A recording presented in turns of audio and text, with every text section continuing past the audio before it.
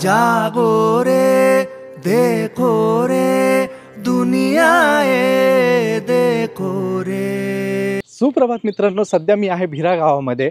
Title आणि thumbnail पाहून तर तुम्हाला समजलंच असेल की जी आजची सफर होणार आहे ती देवकुंड धबधब्याची होणार आहे। यूट्यूबवरती तुम्ही असंख्य व्हिडिओज पाहिले असतील, पण मी थंबनेलमध्ये मेन्शन केल्याप्रमाणे या व्हिडिओमध्ये तुम्हाला संपूर्ण माहिती देणार आहे। बऱ्याचशा यूट्यूबवरच्या व्हिडिओजमध्ये तुम्हाला मिसगाईड केलं जातं आहे, मिसलीड केलं जातं आहे, पण ॲक्युरेट इन्फॉर्मेशन तुम्हाला 2024 या सालामध्ये मी देणार आहे। तर हे हाय हॅलो नमस्ते, माझं नाव आहे आशिष आणि स्वागत आहे तुम्हा सर्वांचं आपल्या नव्या कोऱ्या व्लॉगमध्ये। आज आहे 19 सप्टेंबर गुरुवार आणि असं काहीसं वातावरण तयार झालेलं आहे। तर मगाशी जिथे मी थांबलो होतो तिथून आपण पर पर्सन 200 रुपये इथली जी नैसर्गिक फी आहे ती दिलेली आहे। यामध्ये आपल्याला म्हणजे हा ट्रेक करायला मिळतो 200 रुपयामध्ये। आणि यांचे जे गाईड आहेत ते जागोजागी आहेत, म्हणजे तुम्हाला इथे जरी तुम्ही सोलो येत असले तरी तुम्हाला कुठलाही गाईड करायची गरज नाही आहे। तर यांचे जे गाईड आहेत ते दर 500 ते 1 किलोमीटरवरती आहेत आणि ते लोक तुम्हाला गाईड करतात, त्यामुळे तुम्ही देवकुंड धबधब्यापर्यंत एकदम सहजरित्या पोहोचू शकता। सकाळचे 10 वाजलेले आहेत आणि आपल्या ट्रेकला सुरुवात झालेली आहे। भिरा गावामधून 5.5 किलोमीटर असा ट्रेक आहे। तर पाटणूस या गावामधून जर तुम्ही देवकुंड वॉटरफॉलला येत असाल तर 6 किलोमीटरचा ट्रेक आहे।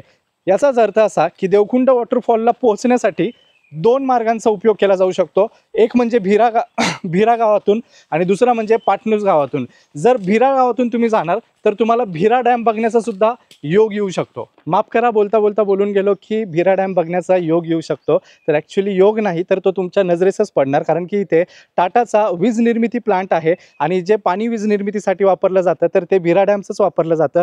तर त्यामुळे 12ही महिने भिरा डॅमला पाणी असतं, म्हणजे तुम्ही कुठल्याही ऋतूमध्ये आला तरी तुम्हाला भिरा डॅम पाहण्यासाठी मिळू शकतो।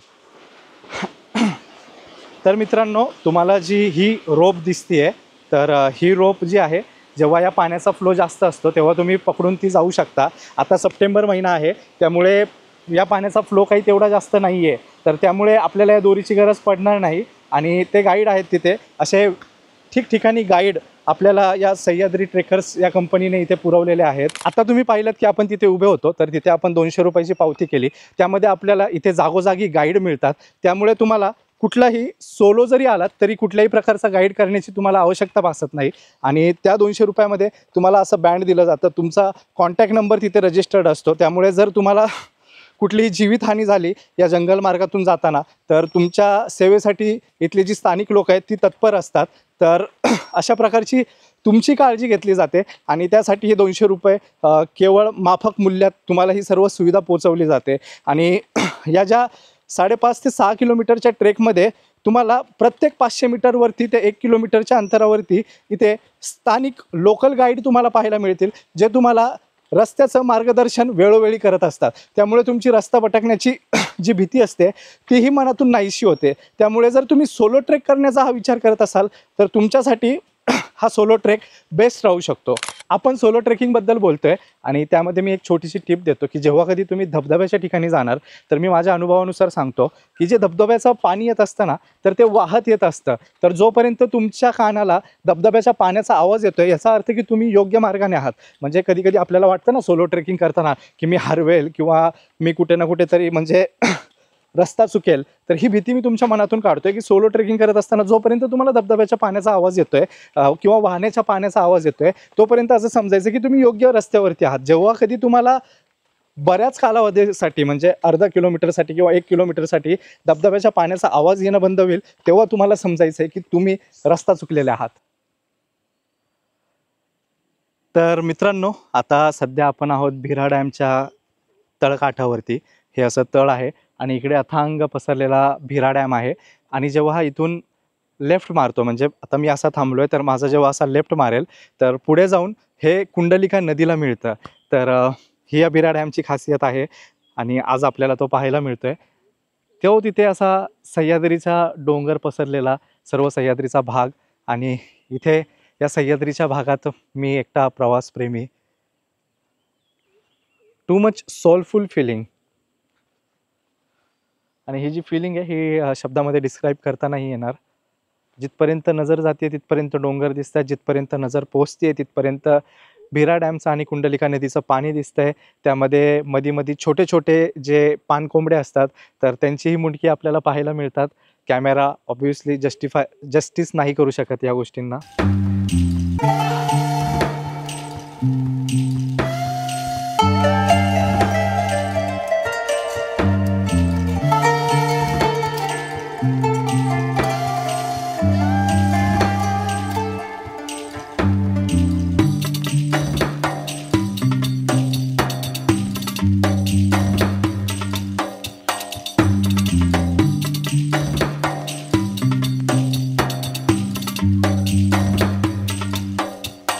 आशा आहे तुम्हाला ब्युटी शॉट्स आवडले असतील आणि जितकं काही मला बेस्ट कॅप्चर करता आलं या स्पेसिफिक लिमिटेड माध्यमातून तर मी ते करण्याचा प्रयत्न केला.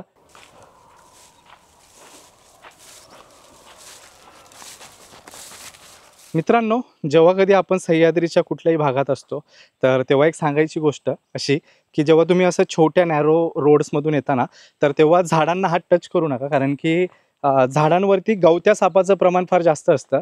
जरी मी उल्लेख गवत्या सापाचा केला आहे तरी कुठल्याही प्रकारचा कुठल्याही जातीचा साप झाडांवरती असू शकतो. त्यामुळे जसं तुम्ही आत्ता पाहिलात की मी वरतीही बघत होतो आणि खालीही बघत होतो, जेव्हा आपण थोडंसं पाठीमागे असतो तेव्हा थोडंसं लक्ष देण्याची गरज आहे. याच्यातच आपली सुरक्षितता आहे. आपण सापांबद्दल बोलतोच आहे तर अजून एक इन्फॉर्मेशन अशी देतो की भीरा गावापासून किंवा पाटणूस भागापासून जिथून कुठून तुम्ही देवकुंड धबधब्याला जात आहात तर देवकुंड धबधब्याच्या या जंगल परिसरामध्ये आपल्याला 3 मुख्य विषारी सापांच्या जाती आढळून येतात. पहिला म्हणजे घोणस, दुसरा म्हणजे मण्यार आणि तिसरा म्हणजे नाग.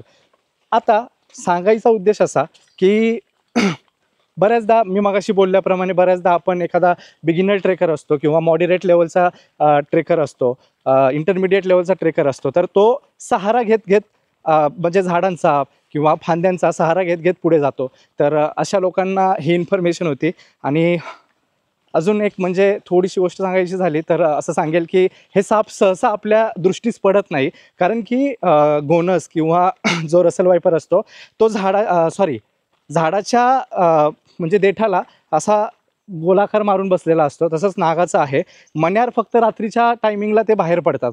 तर त्यामुळे हे जे मुख्य साप आहेत, विषारी साप, हे तुमच्या नजरेस पडणार नाहीत, परंतु अपघाताने तुमचा पाय त्यांच्या अंगावरती पडू शकतो, कारण की ते दगडाखाली लपलेले असतात. तर आपण जेव्हा ट्रेकिंग करत असतो तेव्हा आपल्याला भान नसतं, आपल्याला स्वतःच्या सुरक्षिततेची काळजी असते आणि आपण दगडावरती पाय टेकवतो आणि तो सापाला इजा होते आणि तो अटॅक बॅक करतो आपल्यावरती. जवळपास आपला 1 ते 1.5 किलोमीटरचा ट्रेक झालेला आहे आणि जसं तुम्हाला स्क्रीनवरती आय लव्ह देवकुंडची कमान दिसते तर अशी कमान लागेल म्हणजे तिथे तुम्ही समजायचं की तुमचा 1 किलोमीटरचा ट्रेक कंप्लीट झालेला आहे. आणि हे असं पठार भाग लागेल तुम्हाला 1 किलोमीटरचा ट्रेक कंप्लीट झाल्यानंतर. तर इथे बरीचशी मोकळी जागा आहे. समोर भीरा डॅम आहे.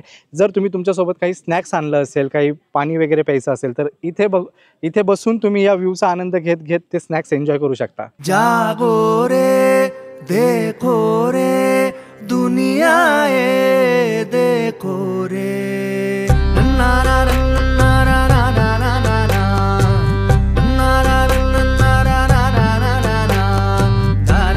ना ना ना. जागो रे देखो रे दुनिया ये देखो रे अंदर की बाहर की दुनिया ये देखो रे. बाहर से लगती कड़वी कड़वी अंदर से मीठी पुड़िया रे. रेले पे रेला है हर दिन ही मेला है. नीम नमक कच्ची करी सी गुड़ पारे सी दुनिया ये देखो रे दुनिया ये देखो रे अंदर की बाहर की दुनिया ये देखो रे.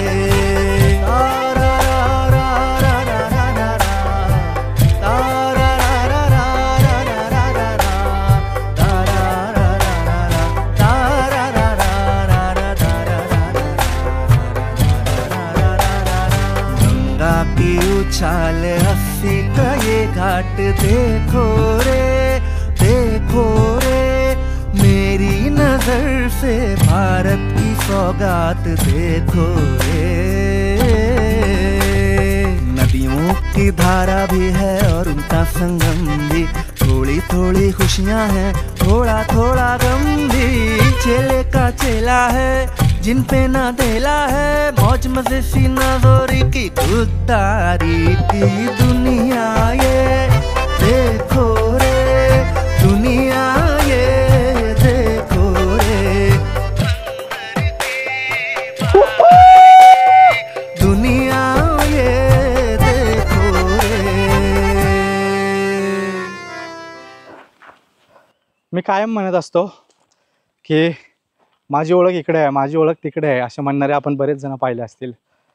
तो जो घमंड आहे तो या डोंगरांसमोर, या सह्याद्रीसमोर आणि या पर्वतांच्या रांगांमध्ये तुम्ही एवढेसे असता आणि इथे तुमची कुठलीच ओळख कामी येत नाही.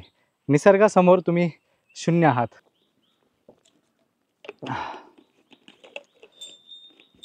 जवळपास 2.5 ते 3 किलोमीटरचा ट्रेक झालेला आहे आणि ब्लॅक वेअर केल्यामुळे खूप हार्श सनलाईट आहे, तर त्याचा शरीरावरती परिणाम होतो आहे.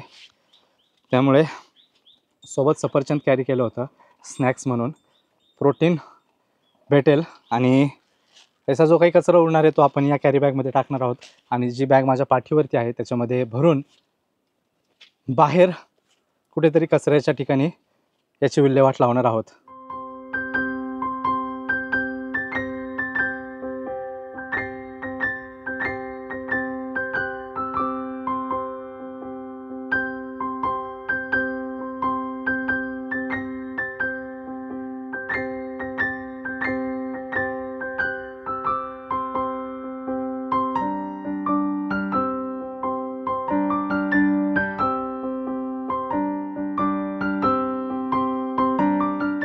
आत्ता जिथे आपण सफरचंद खायला थांबलो होतो तर तिथे मी हटमध्ये बसलो होतो.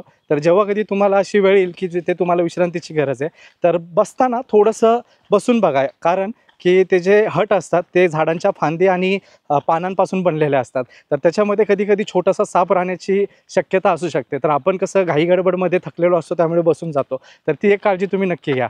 मगाशी मी उल्लेख केल्याप्रमाणे की जर तुम्ही सोलो ट्रेकर असाल तर तुम्हाला गाईडची गरज नाही आहे, कारण की इथे बघा हे असं देवकुंड म्हणून पाटी लावलेली आहे, तिथेसुद्धा देवकुंड म्हणून पाटी लावलेली आहे. तर अशा छोट्या छोट्या पाट्या इथे तुम्हाला प्रत्येक ठिकाणी दिसतात. तर त्यामुळे तुम्हाला म्हणजे तुम्ही लॉस्ट होणार याची कुठलीच भीती बाळगायची नाही आहे. हा जो तुम्हाला समोर डोंगर दिसतोय हा हत्तीच्या आकाराचा आहे. आता काही लोकांना ते समजलंही असेल, आता मी ते एक्सप्लेन करतो. हे बघा, हा त्याचा पाठीमागचा भाग, ही त्याची पाठ आणि ही त्याची सोंडीचा आकार, असा म्हणजे हत्तीच्या आकारामध्ये या डोंगराचं रूप आलेलं आहे. खूप सुंदर दिसतंय. आता जो पूल आपण चढून आलो त्या पुलानंतरून हा जो ट्रेक आहे तो मॉडरेट लेवलचा होत जातो. आत्तापर्यंत आपण बेसिक लेवलवरती होतो, म्हणजे एक सपाट रस्ता किंवा छोटे मोठे असे दगडं यायचे. पण आता तुम्हाला चढ लागेल आणि त्या चढांमध्ये दगडं आहेत. तर इथून म्हणजे त्या पुलापासून, जो पूल आता तुम्ही पाहिला त्या पुलापासून पुढे गेल्यानंतरून हा ट्रेक मॉडरेट लेवलचा होतो. सो तो पूल क्रॉस केल्यानंतरून इथे थांबा, पाणी वगैरे प्या, स्नॅक्स आणलं असेल तर ते खा, म्हणजे तुमचा ब्रेन आणि तुमचं पूर्ण बॉडी प्रिपेअर होईल तो पूर्ण चढाई करण्यासाठी.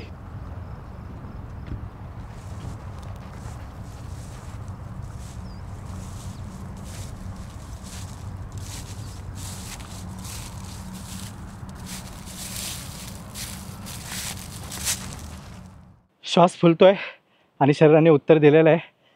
अर्धं चढलो आहे, अजून अर्धवरती चढून जायचं आहे.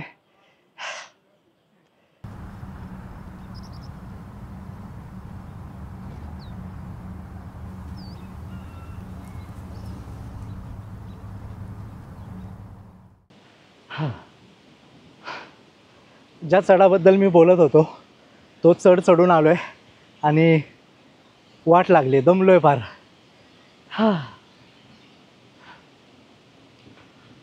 सूर्याच्या प्रकाशामुळे डोळे उघडत नाही आहेत आणि शरीराने उत्तर दिलेलं आहे.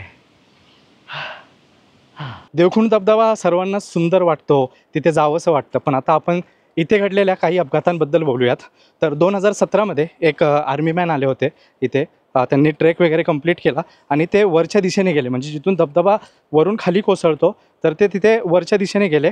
आणि त्यांनी जो मिलिटरीमॅनचा जो ॲटिट्यूड असतो त्या स्वभावामध्ये त्यांनी वरून 100 फुटात खाली उडी मारली आणि त्यांचा जागीच मृत्यू झाला. आता दुसरी गोष्ट अशी की 2021मध्ये 5 मित्र आले होते आणि 5 मित्र ट्रेक करून येत असताना जिथे आत्ता पूल बांधला आहे तर तिथे तेव्हा पूल नव्हता. तर ते जेव्हा क्रॉस करत होते तेव्हा एका मित्राचा तोल गेला आणि तो वाहून जाऊ लागला. तर दुसरा मित्र त्याला वाचवायला गेला आणि तोही त्याच्यासोबत वाहून गेला. त्यामुळे तिसऱ्या मित्राने उडी मारली आणि असे तिन्ही मित्र वाहून गेले.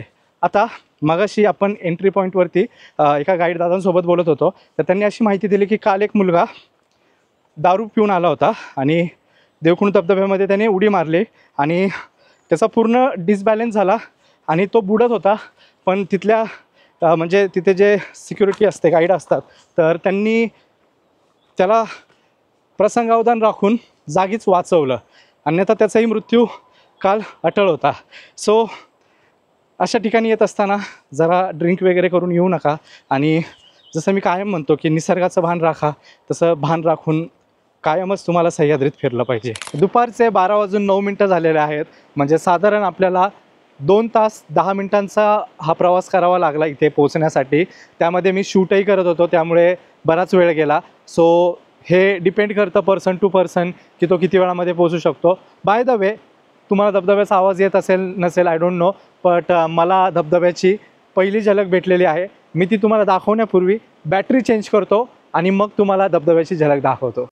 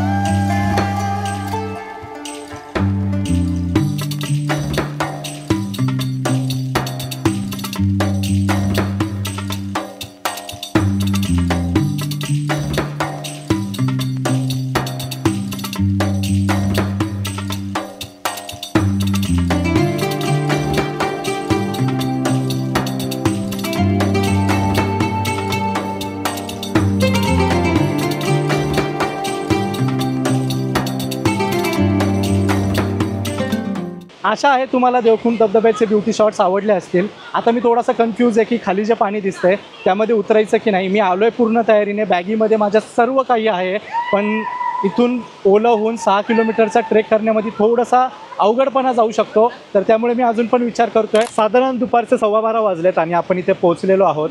म्हणजे एक साधारण आपल्याला 2 ते 2.25 तास लागतात. आता त्यामध्ये मी शूट करत आलेलो आहे. जर तुम्ही नॉर्मल ट्रेक करत येणार तर याहूनही तुम्हाला कमी वेळ लागू शकतो. जर तुमचा फर्स्ट टाईम ट्रेक असेल तर कदाचित 2 तासाचे 3 तासही लागू शकतात. पण तुमच्या जीवापेक्षा महत्त्वाचं काही नाही आहे. तर त्यामुळे मी एकच तुम्हाला विनंती करेल की जसं तुम्हाला शक्य होतं आहे तसा ट्रेक करा, घाई गडबड करू नका.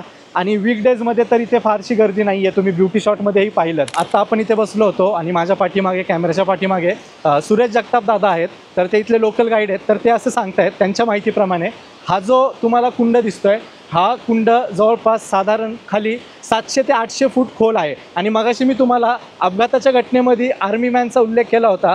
तर जेव्हा ते आर्मी मॅन बुडाले होते तर तेव्हा पाणबुड्या असतात, म्हणजे स्कुबा डायव्हर म्हणतात त्यांना इंग्लिशमध्ये. तर ते स्कुबा डायव्हर जेव्हा आले होते तर त्यांनासुद्धा 700 ते 800 फूट खाली जाण्यामध्ये एवढा त्रास झाला होता. त्यांचा ऑक्सिजन मास्कसुद्धा संपला होता ऑक्सिजन सिलेंडरमधला. तर जेव्हा कधी तुम्ही येणार तर इथल्या स्थानिक लोकांचा ऐका, इथे जे गाईड आहेत त्यांचा ऐका आणि ती जी दोरी दिसते आहे तर ती कधीही क्रॉस करू नका. साधारण दुपारचे 2:30 वाजलेत आणि आपल्याला इथे येऊन 2.25 तास झालेले आहेत. आपण 12 वाजता इथे आलो होतो.